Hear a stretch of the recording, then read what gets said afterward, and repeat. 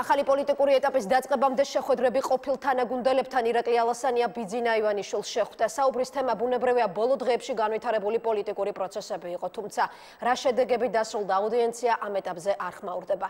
ამ ინფორმაციის გარდა მედიისთვის მოულოდნელი აღმოჩნდა თავდაცვის გადაყენებული მინისტრის პარლამენტში გამოჩენაც. საკუთარი პარტიის ყრილობამდე ერთი დღით ადრე ალასანიამ კონსულტაციები დავით უსუფაშვილთან გაამართა. რამდენიმე საათით ადრე კი საკუთარ გუნდთან ერთად 2 წლის წინ გადამდგარ სოფლის მეურნეობის ყოფილ მინისტრს ესაუბრა. ჟურნალისტების ინტერესის სფეროში დღეს მთავრობის კიდევ ერთი ყოფილი წევრი მოექცა.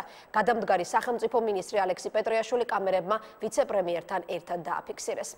რატი ხვისანი განაგრძობს ახლა პირდაპირ ეთერში საუბარს. რატი პირველ რიგში გკითხავ, რა ინფორმაცია ვრცელდება ამ დროისთვის ალასანია ივანიშვილს შორის გამართული შეხვედრის შესახებ?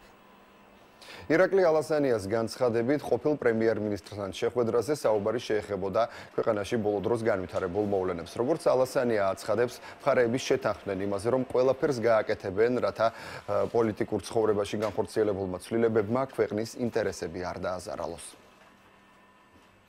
გუშინ საღამოს ორი მხრივი შეთანხმებით შედგა ეს შეხვედრა ბატონ ივანიშვილთან. ჩვენ გავცვალეთ სიმართლე გითხრათ ხედვები იმ პოლიტიკურ მდგომარეობასთან დაკავშირებით, რომელიც ქვეყანაში არის შექმნილი. ძალიან გულწრფელი საუბარი იყო. ერთი რაც თუ შეიძლება ითქვას თანხმობა შედგა, იყო ის, რომ ჩვენ ყველა პოლიტიკური პროცესი უნდა წავიყვანოთ ისეთ ფარგლებში, რომ არ დააზიანდეს სახელმწიფო. ეს განცხადება ირაკლი ალასანიამ პარლამენტში გააკეთა, სადაც მან შეხვედრა ასევე გამართა პარლამენტის თავმჯდომარესთან დავით უსუფაშვილთან. ალასანიას თქმით, საუბარი ამ შემთხვევაშიც წარიმართა იგივე საკითხებზე, რაზეც ყოფილ პრემიერ-მინისტრთან შეხვედრის დროს. ალასანიას თანაგუნდელები მიესალმებიან ამგვარ კომუნიკაციას და ამგვარ შეხვედრებს და ამაში განსაკუთრებულს ვერაფერს ხედავენ. ზოგადად ჩემი ძლებით ეს არის კარგი, როცა ადამიანები ერთმანეთს ესაუბრებიან. მე ვისურვებდი, რომ ასეთი შეხვედრები ამგვარი ამ ფონის განმუხტველი ყოფილიყო მანამდეც. მე ამაში ცუც აბსოლუტურად ვერაფერს ვერ ვხედავ. გუშინ ორივე მხარის თანხმობით შედგა შეხვედრა, ნამდვილად იყო, სადაც განიხილეს არსებული მდგომარეობა, რაც ქვეყანაშია და რაც ქვეყნისთვის კარგია, ისე უნდა წავიდეს თავისთავად საქმე. თავისუფალი დემოკრატები ასევე ადასტურებენ, რომ მათ შეხვედრა გამართეს სოფლის მეურნეობის ყოფილ მინისტრთან დავით კირვალიძესთან, რომელმაც თანამდებობა გასულ წელს საკუთარი თანამშრომლების დაკავების შემდეგ დატოვა.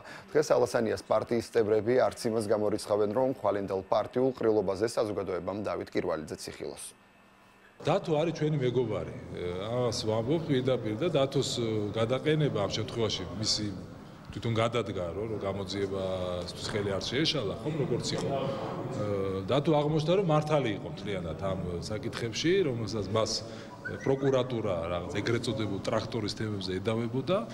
ასე რომ ჩვენ დათოს მიმართ ვიყავით ყოველთვის სოლიდარულები და დღესაც ესია და დათო ჩვენს მიმართ არის აბსოლუტურად სოლიდარული და იგივე ბედიელის იმ ეგრეთ წოდებულ დიარეის და ფაღარათის საქმეებს, რომელიც ამოწია პროკურატურა. დღესვე გავრცელდა ინფორმაცია იმის შესახებ, რომ ევროინტეგრაციის ყოფილმა მინისტრმა გამართა შეხვედრა ვიცე-პრემიერთან გიორგი კვირიკაშვილთან. ამ შეხვედრის ფაქტს ადასტურებს ორივე მათგანი, თუმცა აქვე ხაზგასმით აღნიშნავს, რომ შეხვედრა იყო შემთხვევითი და საუბარი წარიმართა ძირითადად პირად საკითხებზე.